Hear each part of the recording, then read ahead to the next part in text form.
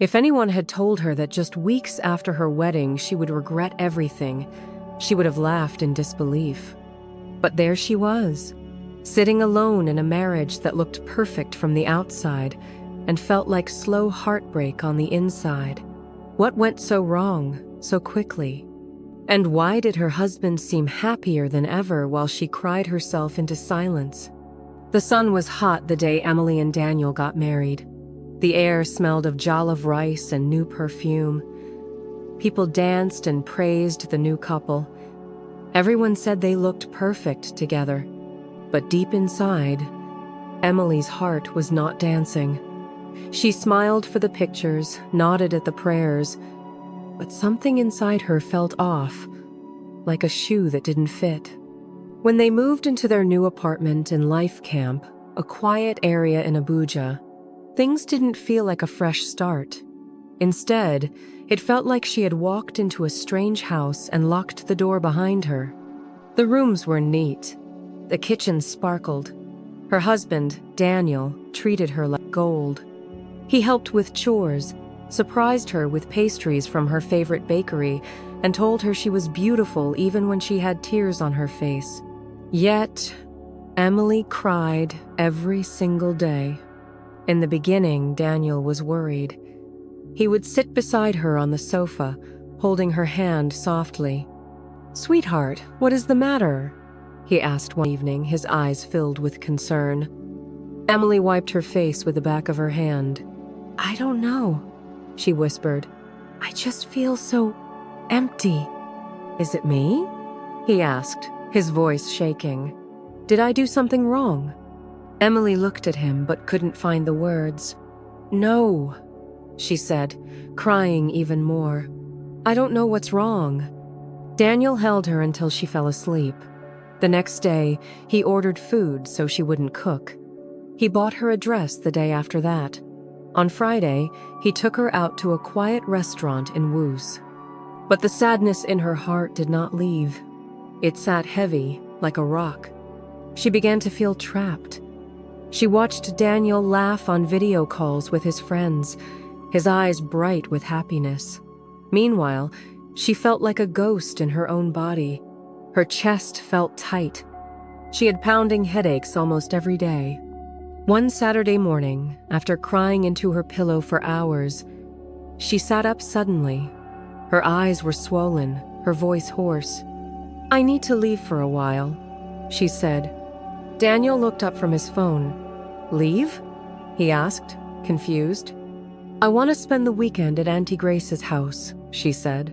Auntie Grace wasn't her real auntie, but her mentor, a woman who had helped her grow in faith and life since her university days in Jos.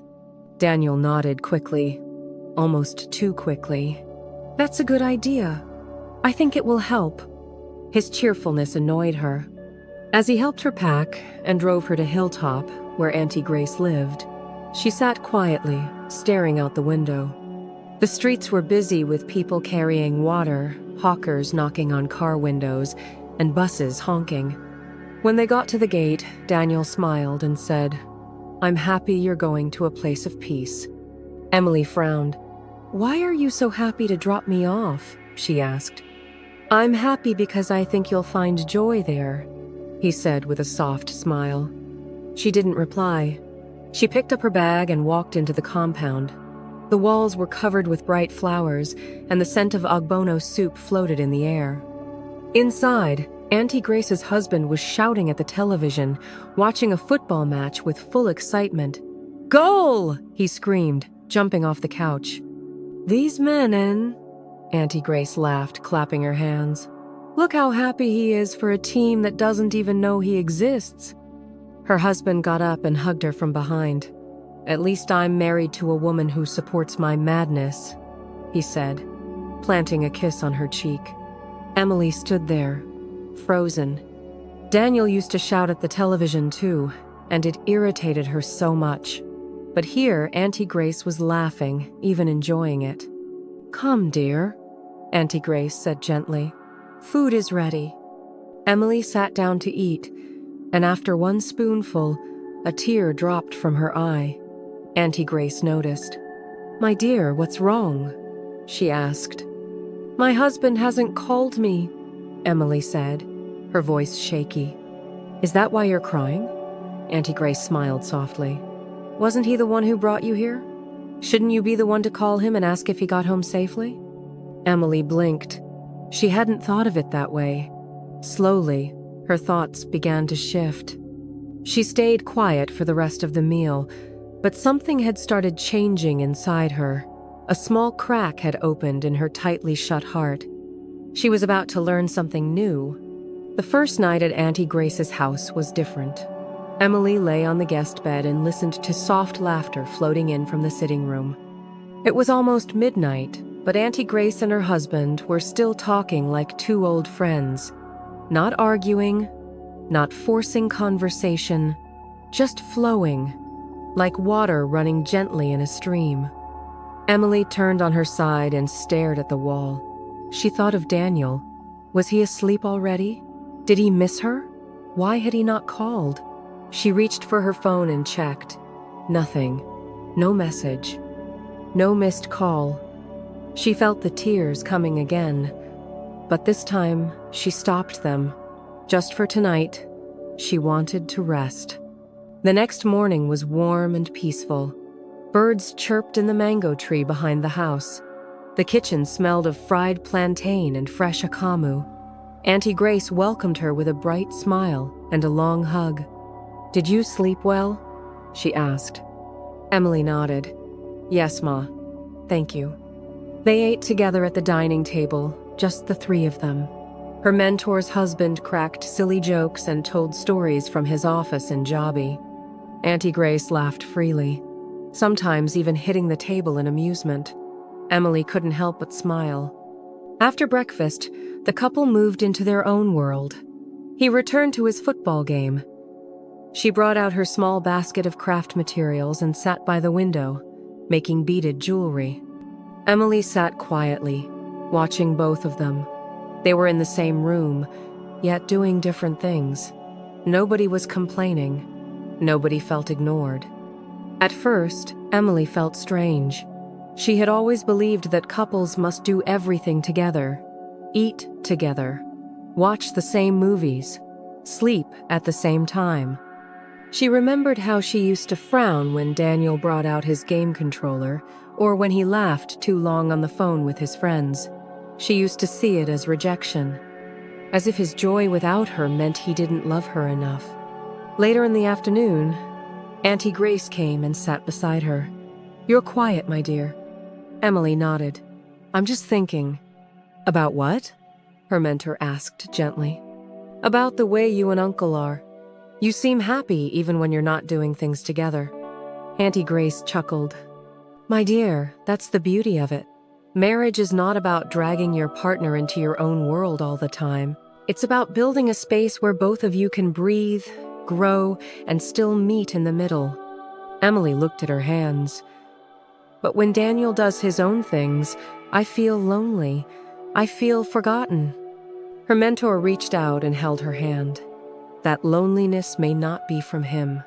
It may be something inside you." Emily was quiet. She had never thought of it that way. Auntie Grace continued, "I used to cry too.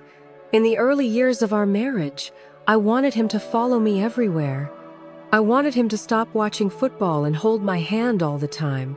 But I learned, slowly, that love is not about constant closeness.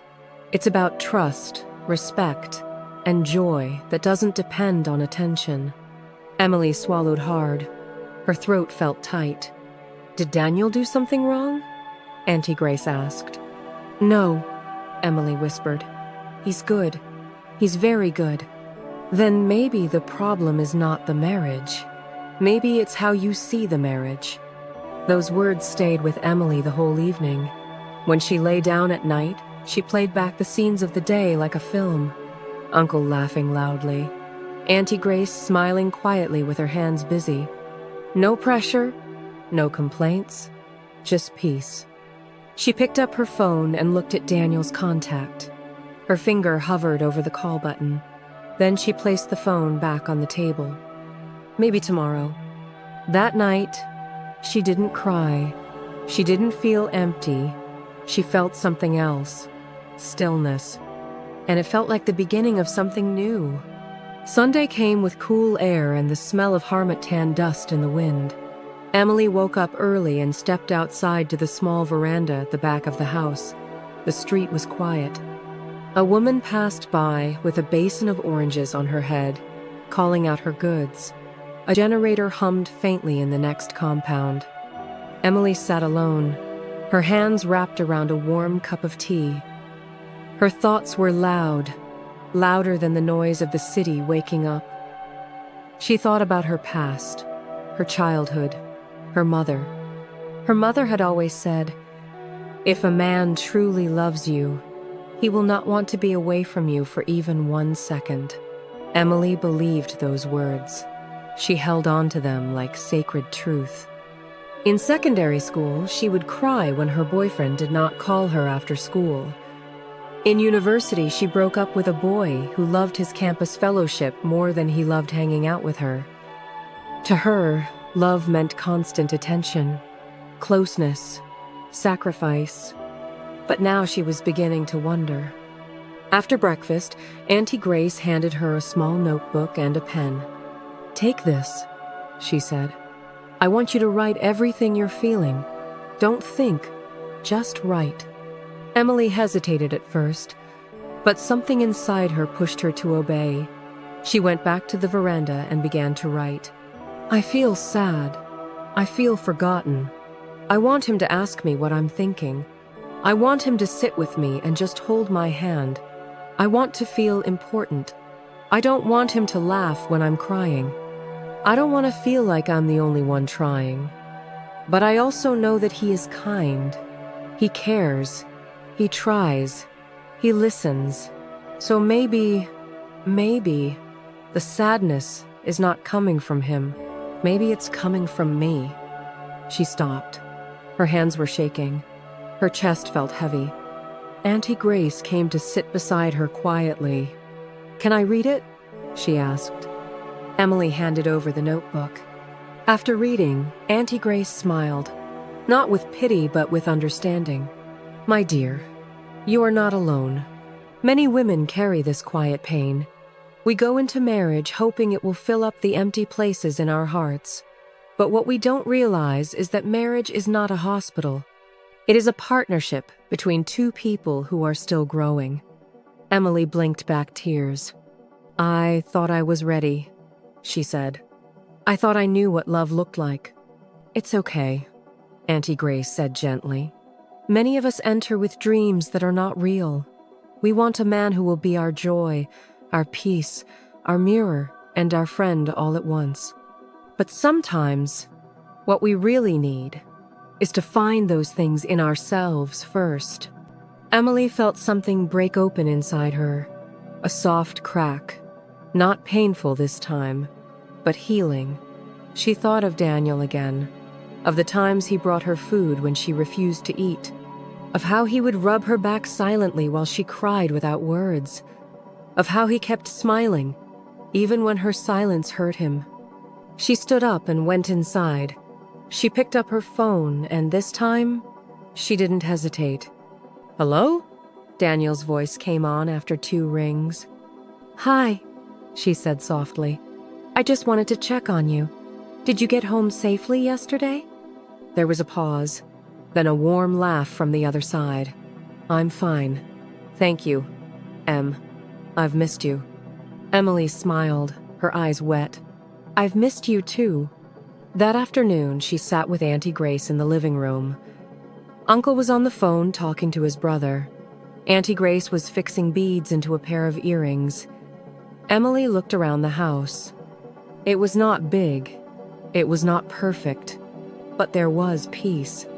And now, that peace had entered her heart too. Monday morning arrived with soft light pouring through the window. The city of Abuja was already alive with noise. Keke horns, water sellers shouting, and the buzz of early traffic heading toward the central area. Emily sat on the edge of the guest bed, dressed and ready to return home. But her heart felt different, lighter, braver. As Auntie Grace helped her pack, they didn't speak much. The silence between them was full of warmth and understanding. Emily had asked enough questions over the weekend. Now, her heart held the answers. Before she left, Auntie Grace handed her a small necklace with a tiny wooden heart at the center. "This is not just decoration," she said. "It's a reminder. Love is not always loud. It is not always about doing things the same way. Sometimes, it is simply about learning to be at peace, even in silence." Emily hugged her tightly. "Thank you for everything," she whispered. Daniel was already waiting outside. He stepped out of the car when he saw her and smiled. Not the kind of smile that forced joy, but one that showed he was truly glad to see her. "Welcome back," he said. "Thank you for letting me go," she replied, her voice soft. They said little during the drive back to Life Camp, but it was not an awkward silence. It was a comfortable one, like two people learning to walk beside each other at a new pace. When they reached home, Emily stepped inside and looked around. It was the same house, the same furniture, but it felt different, because she was different. That evening, while Daniel was watching football and shouting as usual, Emily walked into the sitting room and sat beside him. He turned, surprised. "You're not running away from my noise today," he joked. Emily laughed lightly. "I want to understand what excites you so much." He looked at her, eyes wide. Then he put his arm around her shoulder. "Come, let me tell you how this team became my favorite." As he spoke, pointing at the screen with energy, Emily didn't follow every detail, but she listened, not because of the game, but because of the man sharing it with her. Later that night, as they lay in bed, Daniel pulled her close. "You seem calm," he said. "I am," Emily replied. "Did Auntie Grace teach you magic?" he teased. Emily smiled in the dark. She just reminded me that marriage is not about always being the center. It's about understanding the rhythm of love and learning when to dance and when to rest." Daniel kissed her forehead. "I'm glad you found your rhythm." So the days went on. Not perfect, not without misunderstanding, but now they were learning to enjoy each other fully, with or without shared activities. Emily started her own small crafts, just like Auntie Grace. Daniel still shouted during football matches, but now Emily sometimes laughed along. The home was no longer a place of silent tears. It was a space of shared peace. They had not changed everything, only how they saw each other, and that made all the difference. Moral of the story: marriage is not a place to lose yourself. It is a space to grow, both together and apart. Love does not mean constant closeness. Sometimes, love is learning how to give space without fear, and how to receive space without feeling abandoned. What part touched you the most? Please share in the comments. A new story is coming soon. Subscribe and turn on notifications so you don't miss it.